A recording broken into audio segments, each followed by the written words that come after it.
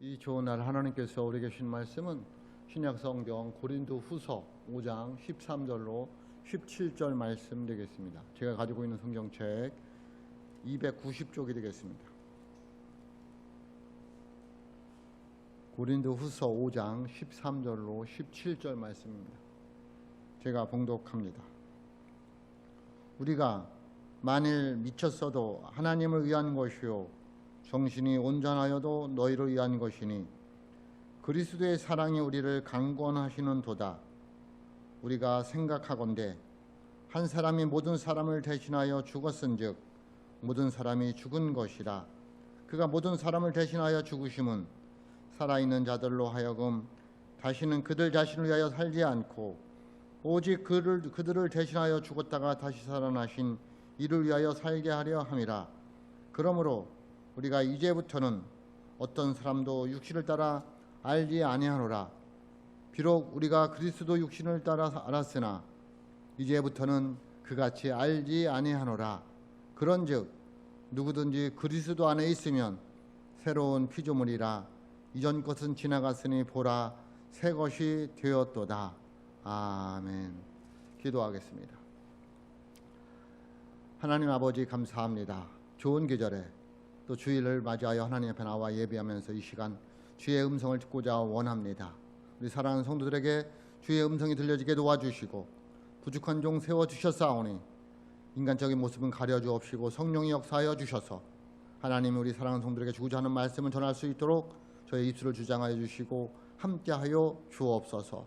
그리하여 전하는 자나 듣는 자가 다 같이 은혜 받게 도와주시고 말씀을 전하는데 듣는 데 방해되는 요소 없도록 하나님 주의 성령이 주장하여 주옵소서. 예수님의 이름으로 기도하옵나이다. 아멘.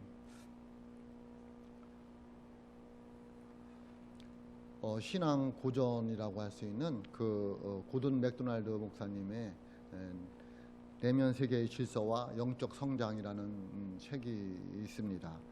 이 책에는 두 종류의 삶이 나옵니다. 하나는 충동에 이끌리는 삶이 있고요. 또 하나는 소명에 이끌리는 삶이 이 책에 나오고 있습니다. 충동에 이끌리는 삶은 세상 가치관이 나를 이끌어가는 것입니다. 세상에서 말하는 성공 추구의 삶을 쫓아가는 삶입니다. 굉장히 피곤한 삶이죠. 스트레스를 굉장히 많이 받고 사는 삶입니다. 대개 세상 사람들이 그렇게 살아갑니다. 성공해야 된다. 그래서 그 성공이 뭔지도 모르면서 무작정 쫓아가서 살아갑니다. 그래서 옆에도 뒤돌아보지 못하고 내 자신이 어떻게 살아가는지도 모르고 그렇게 살아가고 있습니다. 반면에 소명에 이끌리는 삶은 말 그대로 하나님이 주신 사명, 비전을 따라서 목적이 이끄는 삶을 살아가는 것입니다. 그런 삶은 비전을 쫓아가는 삶으로서 정말 삶을 산다라고 말할 수가 있습니다. 그래서 그 비전을 쫓아가는 삶, 소명에 이끌리는 삶을 살아갔을 때에 사람들의 내면의 세계가 질서와 평화가 있어서 행복한 삶을 살아갈 수 있다라고 말하고 있습니다. 그러니까 하나님의 사람들, 성들이 행복한 이유는 어디에 있느냐면 하나님이 주신 비전을 따라 살기 때문에 하나님께서 그 마음에 평안과 그리고 질서를 주셔서 행복한 것이다 라는 것을 말씀하고 있습니다. 저와 여러분은 무엇을 따라 살아가고 있습니까? 예수님께서 내게 주신 그 삶의 우선순위를 정하지 않으면 세상 가치관이 내 삶의 우선순위가 됩니다. 그래서 나도 모르는 사이에 성공을 위해서 쫓아갑니다. 또 예수님께서 내게 주신 목적이 이끄는 삶을 살지 않으면 육신이 이끄는 삶, 허무한 삶을 살게 됩니다. 또 예수님께서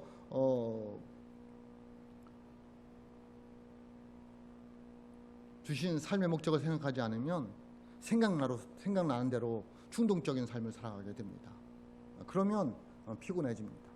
참 우리들이 이게 예수를 믿는다고 하면서 예수님 주신 소명을 따라 살아가고 있는지 곰곰이 생각해 볼 수가 있습니다. 우리들의 삶은 무엇이 우리를 이끌고 가고 있습니까? 프로 있잖아요. 프로 선수들. 프로는 끌고 가는 사람이고요. 전쟁의 포로는 끌려가는 사람입니다. 그러니까 우리가 프로로 살아가느냐예요. 그러니까 내 삶을 내가 이끌어가면 프로로 살아가는 것이고 삶에 이끌려서 충동적에 이끌려서 살아가면 포로로 끌려가면 포로로 살아가는 것입니다. 우리는 예수 믿는 사람들은 삶의 프로가 돼야 됩니다. 삶을 내가 이끌어가야 됩니다. 충동에 이끌려가지고 세상에 이끌려가지고 끌려가는 삶이 아니라 끌고 가는 삶을 살아가시기를 주님의 이름으로 축복합니다. 프랑스 황제였던 나폴레옹이라는 사람이 있습니다. 그 사람이 죽으면서 이렇게 말을 남겼습니다. 여러 가지 유명한 말인데 그 중에 이런 말이 있습니다. 나는 칼과 총으로 세계를 정복하려 했지만 실패했다. 그리고 지금 이 시간에도 나를 위하여 죽는 사람은 아무도 없다. 그런데 예수님은 어쩐 일인지 많은 사람들이 그를 위해서 죽고 있다. 그가 그에게 무엇을 주었길래 오늘도 그를 위해서 죽는 사람들이 이렇게 있을까? 라는 말을 남기고 죽었다고 합니다. 여러분, 어쩌면 오늘도 이 예배를 드리는 저와 여러분들 속에서도 내가 예수님을 위해서 희생하며 살아야지, 심지어 나는 예수님 위해서 죽어야지 라는 마음 가지고 이 예배에 참석하는 분들도 있습니다. 뭐가 그렇게 예수님을 위해서 희생하고 죽게끔 할까요? 그건 사랑이라는 거예요. 뭐라고요? 사랑이라는 거죠. 예수님의 그 사랑이 오늘도 주님을 위해서 죽게 하고 주님을 위해서 희생하게 한다는 거예요. 그래서 그 사랑을 뭐라고 그래요? 오늘 말씀에 보면 14절 상입니다. 오늘 말씀 14절 상에 보면 그리스도의 사랑이 우리를 강권하시는 도다라고 말씀하고 있습니다. 그 사랑이 어떤 사랑이라고요? 강권적인 사랑입니다. 그 하나님의 강권적인 사랑 때문에, 예수님의 강권적인 사랑 때문에 오늘도 많은 사람들이 예수님께 희생하고 그리고 심지어 목숨까지 바치면서 살아가게 되더라는 거예요. 그러면 그리스도의 강권적인 사랑은 무엇일까요? 강권적인 사랑이 뭐냐는 거예요. 오늘 말씀 14절 말씀 다시 봅니다. 그리스도의 사랑이 우리를 강권하시는 도다. 우리가 생각하건대 한 사람이 모든 사람을 대신하여 죽었은즉 모든 사람이 죽은 것이다 라고 말씀하고 있습니다. 여기서 강권하시다라는 말은 우리가 그 언어적인 의미를 보면 강요하다 또는 억압하다 또는 오늘 성경에 그 일본어로 나와 있는데 이끌리다 라는 의미를 가지고 있습니다. 그래서 여기서 가장 적절한 단어는 이끌리다라는 거죠. 이 강권적인 사랑은 무슨 사랑이냐? 이끌리는 사랑이에요. 하나님의 사랑에 이끌리는 사랑이다. 그 이끌리는 사랑이 뭐냐? 한 사람이 많은 사람을 대신하여 죽은 사랑이라는 거예요. 그 한 사람이 누구냐? 예수님입니다. 예수님이 많은 사람들을 위하여 대신 죽은 그 사랑, 그 사랑이 우리를 이끌어간다는 거예요. 그 사랑이 강권적인 사랑이다라고 말하고 있습니다. 그 강권적인 사랑을 좀 더 풀이해서 말씀드리면 하나님의 본체이신 예수님께서 사람의 옷을 입고 이 땅에 오셔서 많은 사람들의 죄를 한 몸에 지고 죽으시고 사람들과 하나님을 화목하게 하신 그 사랑, 그게 강권적인 사랑이라는 거예요. 그 사랑을 알고 나니까 모든 것이 배설물로 여기게 되더라는 거예요. 이 강권적인 사랑은 한 사람이 모든 사람을 위해서 죽은 그 사랑을 말하고 있습니다. 사도 바울은 다메섹 도상에서 그렇게 예수님을 핍박하고 교회를 핍박하다가 예수를 만난 다음에 그 이후에 그는 하나님에 대해서, 교회에 대해서 헌신적으로 살아간 사람이 되었습니다. 그 예수님의 강권적인 사랑을 만나고 그는 모든 것을 배설물로 여기고 하나님을 위해서, 교회를 위해서 헌신적으로 살아간 사람이 되었습니다. 이 하나님의 강권적인 사랑을 지식적으로 아는 것이 아니라 성령을 통해서 체험했을 때에 모든 사람이 한결같이 하는 말이 있습니다. 일률적으로 하는 말이 있습니다. 그 예수님의 강권적인 사랑을 깨달은 사람들, 만난 사람들, 체험한 사람들이 하는 말이 뭘까요?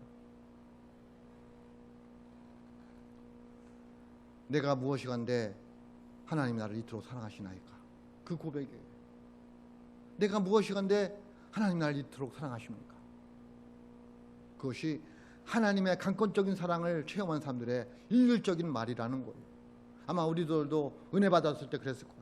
하나님, 내가 뭐건데 나 같은 죄인을 살리셔서 하나님 자녀 삼아 주시고 또 이렇게 귀한 직분 주셨느냐고 감사하다고.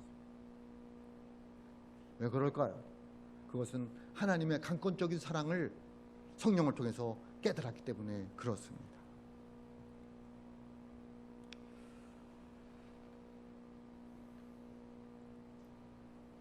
그 사랑이 우리를 하나님 자녀 삼아주시고 천국 백성 되게 하시고 천국 갈 때까지 지켜주시고 인도해 주시고 우리를 결국은 천국으로 인도해 주시는 그 사랑이라는 거예요. 이 사랑이 오늘 나를, 하나님의 강권된 사랑이 오늘 나를 이끌어가는 그런 사랑이라는 거죠. 여러분, 동물의 세계도 보면은 어미가 자기 새끼를 엄청 사랑하잖아요. 또 사람들도 부모가 자기 자식을 사랑하잖아요. 사랑하는 이유가 무엇일까요? 왜 새끼들을 사랑할까요? 그 동물 세계도 새끼가 어미에게 뭐 해주는 것도 없잖아요. 부모들, 우리 사람도 그렇잖아요.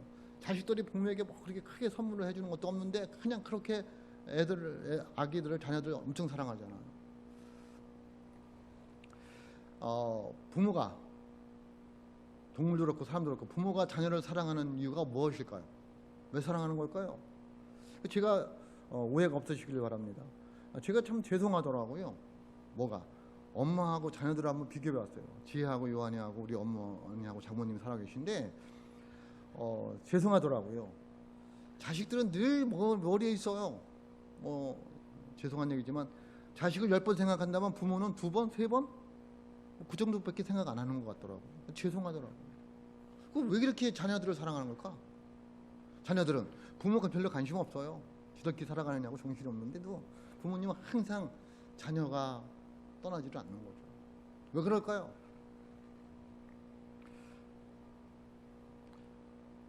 낳은 죄 때문에? 내가 낳아서 그 죄 때문에 그럴까요? 아니죠. 이 다음에 늙어서 자식 덕을 좀 보려고 그럴까요? 아니죠. 내가 못 이룬 것을 자식들에게 이루게 하려고 그러는 걸까요? 아니잖아요. 그럼 무엇 때문에 그런 겁니까? 그냥 사랑입니다. 뭐라고요?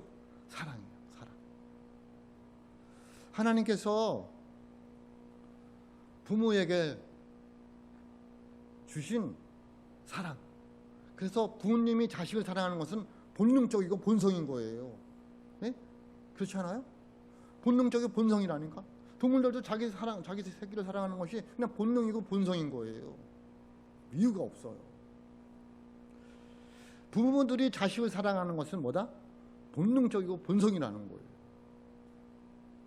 그런데 그걸 누가 주셨다? 하나님이 주셨어요. 그러면 하나님 자체가 사랑이라는 거예요. 그러니까 하나님 우리를 그냥 하나님 사랑 자체이기 때문에 우리를 사랑하시는 거예요. 이유가 없어요. 왜 하필 저 같은 사람을 목사로 만들었을까? 이유가 없어요. 하나님이 사랑해서요. 왜 여러분을 하나님 자녀 삼아주셨을까요? 이유가 없어요. 하나님은 사랑이시기 때문에 여러분을 사랑하심으로 자녀를 삼아주신 줄로 믿습니다. 여러분, 두꺼비 이야기 아나요? 새끼가 있는 두꺼비는 새끼가 이제 갔잖아요.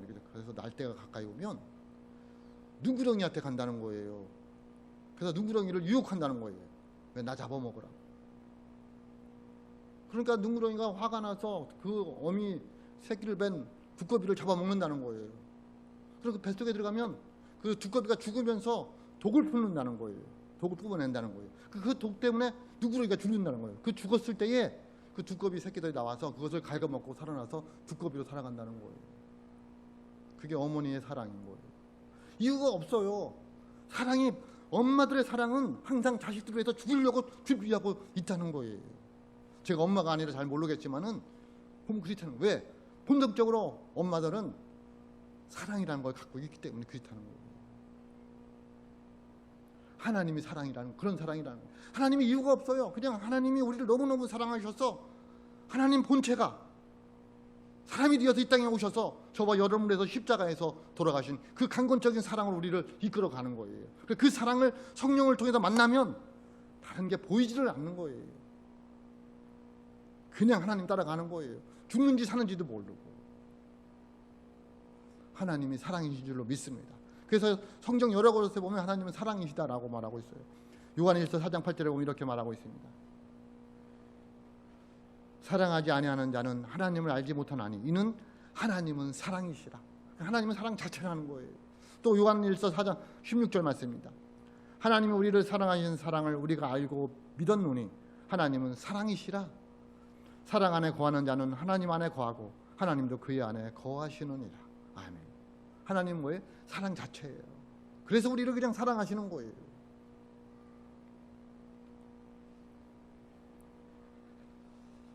무조건적인 사랑이에요.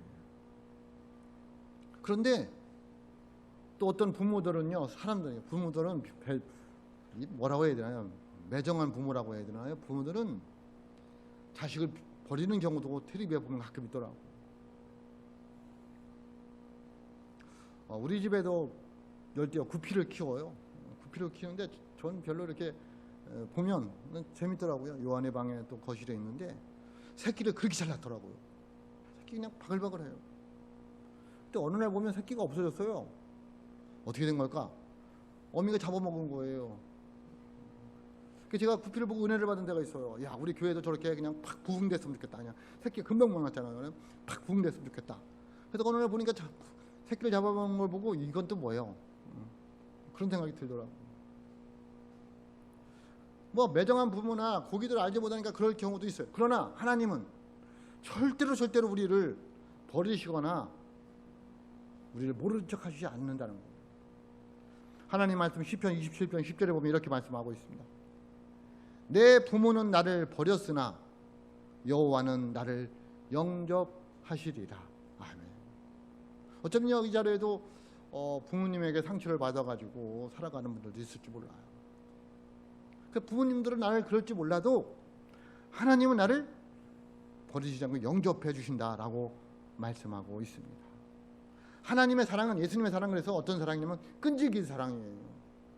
그냥 기분 좋을 때 사랑하고 뭐 이렇게, 그게 아니라 내가 넘어질 때나 잘못했다 잘할 때나 끊임없이 나를 일으켜 세우고 다시 출발하게 하고 도와주고 돌아오기를 기다리고 계속 그런 사랑이라는 거예요. 예수님의 사랑 어떤 사랑이라고요? 끈질긴 사랑이에요. 그래서 예수님과 나의 이 사랑은 아무도 끊을 수가 없다는 거예요. 막을 수가 없다는 거예요. 누구도 뛰어놀 수가 없다는 거예요. 로마서 8장 35절에 보면 이렇게 말씀하고 있습니다. 누가 우리를 그리스도의 사랑에서 끊으리요?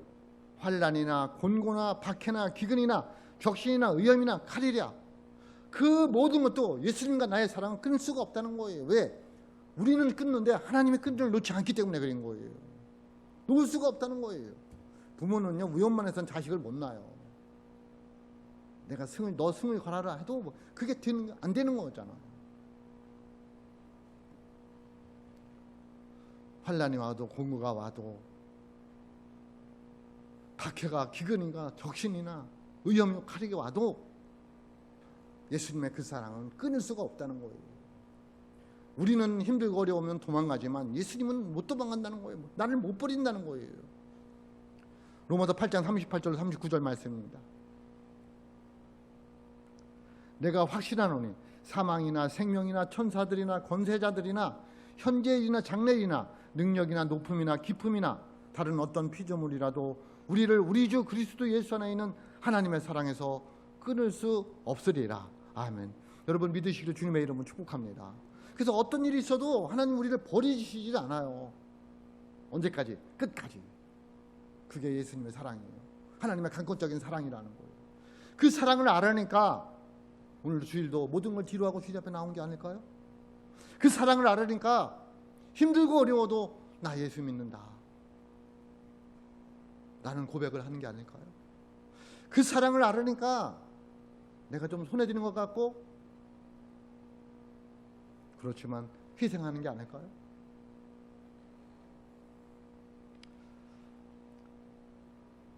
그분이 그렇게 우리에게 끈질기게 사랑하는 이유가 무엇일까요? 우리를 괴롭히시려고? 아니에요. 저와 여러분에게 행복하게 하시기 위해서 그런 줄로 믿습니다. 우리 때로 힘들 때가 있잖아요. 왜 나에게 이런 일이 일어날까? 알 수가 없어요. 왜 일어나는지. 왜 하필 우리 집이 이럴까? 알 수가 없어요. 하나님 뭐 하고 계신 걸까? 라는 생각이 들 때도 있어요. 알 수가 없어요. 근데 한 가지 확실한 것은 주님이 우리에게 뭐라고 말씀하고 있어요? 내가 세상 끝날까지 너와 항상 함께 한다는 거예요. 그래서 주님이 말씀하고 있어요.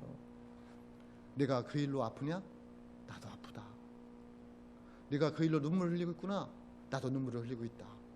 주님의 음성으로 들으시길 주님의 이름으로 축복합니다. 우리가 이 세상 사는 동안에는 내가 어떤 일이 일어날지 몰라요. 그런데 그 속에 주님이 나와 함께 하신다는 것을 믿으시기를 주님의 이름으로 축복합니다. 이것이 주님의 강권적인 사랑이라는 거예요.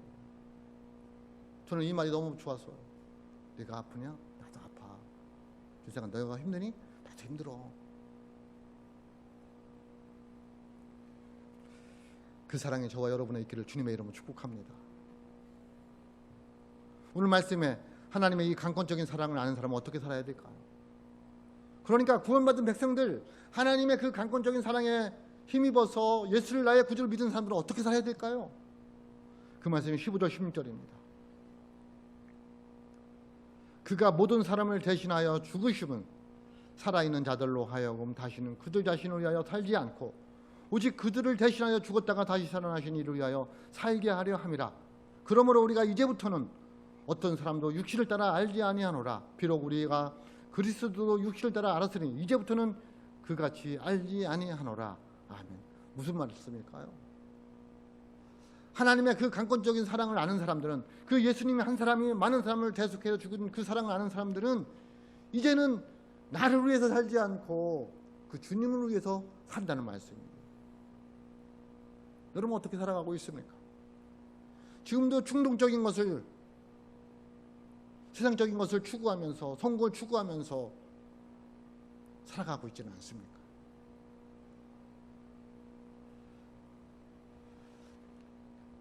예수, 여기 16절에 15절에 보면 그가 모든 사람을 대신하여 죽으심은 살아있는 자들로, 여기서 살아있는 자들은 뭐냐면은 예수님을 믿고 새롭게 태어난 사람들을 말하고 있어. 그러니까 예수님이 십자가 죽을 때 나도 죽은 거예요. 내 자아가 죽은 거예요. 세상 욕심에 이끌어가던 모습이 죽은 거예요. 그리고 살아난 자들을 말하고 있어요. 그 예수님을 믿고 다시 거듭난 사람들은, 그 얘기들은 내 자신을 위해 살지 않는다는 거예요. 세상이 나를 지배하는 삶을 살지 않는다는 거예요. 세상 욕심 따라 살지 않는다는 거예요. 오직 그를 대신하여 죽었다가 다시 사신 예수님을 위하여 살게 되는 거라는 거예요. 그래서 주일날 예배 드리는 거예요. 그러므로 우리가 이제부터는, 여기서 이제부터는 어떨까요? 사도 바울이 로마서를, 고린도 후서를 쓸 때부터가 아니라 내가 예수를, 하나님의 그 강권적인 사랑을 깨닫고 내가 예수를 구주로 믿었을 때부터를 말하고 있어요. 회개하고 죄사함 받고 내가 하나님의 자녀가 되었다라는 고백을 할 때부터예요. 그런 고백이 있는 사람은 육신을 따라 살아가면 안 되는 거예요.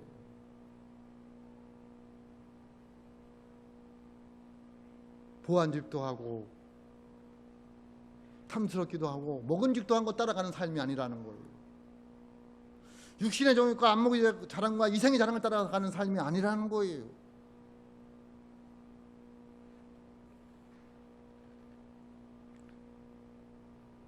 그럼 어떻게 살아가는 거예요? 17절입니다. 17절 같이 봅니다. 그런즉 누구든지 그리스도 안에 있으면 새로운 피조물이라. 이전 것은 지나갔으니 보라 새 것이 되었도다. 아멘. 새로운 피조물로서의 삶을 살아가는 거예요. 그리스도 안에 있으면 이라는 말은 내가 회개하고 주님이 내 안에, 내가 주님 안에 있으면 그 얘기. 내가 회개하고 주님을 나의 구주로 믿었으면 내 안에 주님이 계신 거예요. 그리고 내가 주님 안에 있는 거예요. 있으면 새로운 피조물이라는, 이전 것 지나갔다는 거예요. 옛사람, 예전에 살던 간습, 습관, 나쁜 풍습들, 인간적인 모습들 다 지나갔다는 거예요. 어디다? 십자가에다가. 예수님 지고 갔다는 거예요. 그러므로 보다 뭐예요? 새 것이 되었다는 거예요. 거듭났다는 거예요. 그래서 우리가 지금 이 시간에 예배드리러 오잖아요. 여러분 예수 믿기 전에 교회 와서 예배드리는 사람들이 있어요? 없잖아요. 새로운 피조물인 것이 확실해요. 그러나 우리의 삶은 그 새로운 피조물의 삶을 살아가고 있느냐는 거예요. 이전 것은 유대인들에게는 율법주의였어요. 이 헬라인들에게는 지식 있고 철학이고 그리고 우상 숭배였어. 그런 거 섬기면 안 된다는 거예요. 율법주의 떠나가야 된다. 복음이라는 거예요. 지식이 다가 아니라는, 철학이 다가 아니라는 거예요. 우상 숭배 버려야 된다는 거예요. 왜? 하나님의 강권적인 사랑이 우리를 지배하기 때문에 그래요. 오늘날 우리들은 어떻게 살아가야 된다는 거예요? 옛날 습관 버려야 된다는 거예요. 나밖에 모르고 세상을 추구하고 살아가고 보함직도 먹음직도 탐스럽기만 한 거 쫓아가고 이생자랑 육신의 정욕 안목의 정욕을 따라간다는 걸 버려야 된다는 거예요. 근데 우리는 그 예수님의 강권적인 사랑을 안다면서도 결단하지 못하고 지금도 세상을 따라가고 있는 거예요. 누가 나를 지배하고 있느냐는 거예요. 나는 죽고 예수를 살고 있느냐는 거예요. 그렇지 않으면 예수님의 그 강권적인 사랑을 우리가 헛되이 여기는 거예요. 여러분을 뭐가 지배하고 있습니까? 내 마음 중심에 무엇이 앉아 있습니까?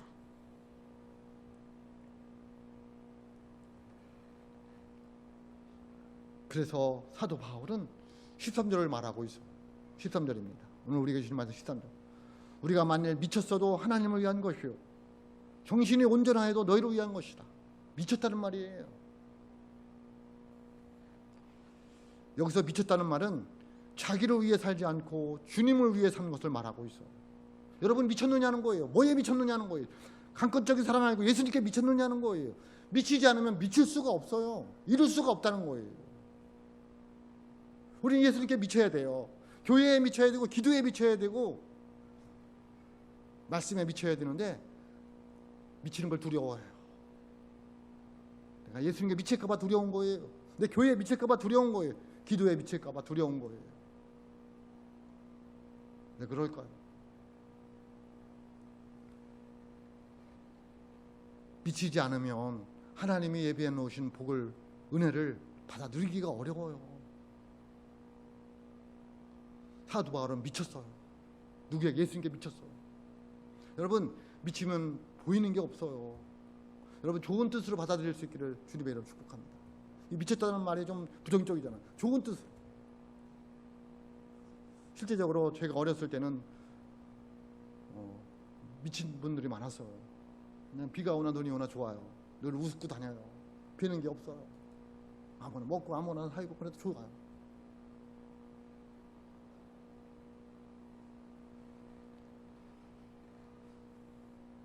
사도 바울은 복음에 미쳤어요. 예수님께 미쳤어요.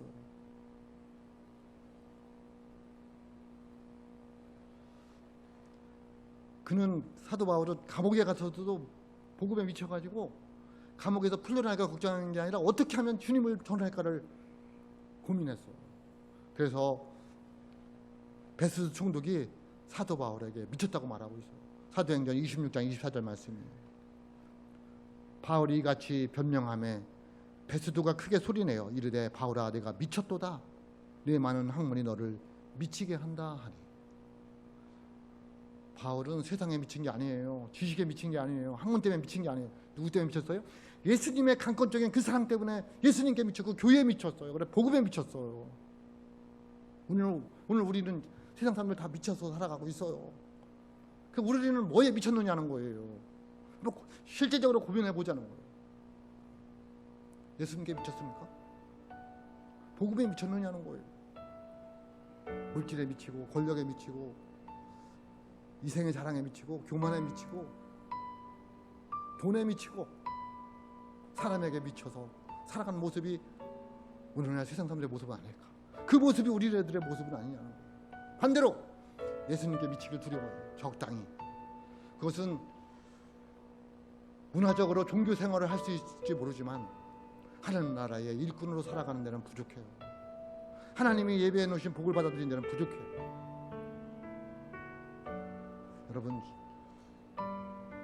하나님의 강권적인 사랑에 미칠 수 있기를 주님의 이름으로 축복합니다. 그 사랑이 우리를 이끌어가는 거예요.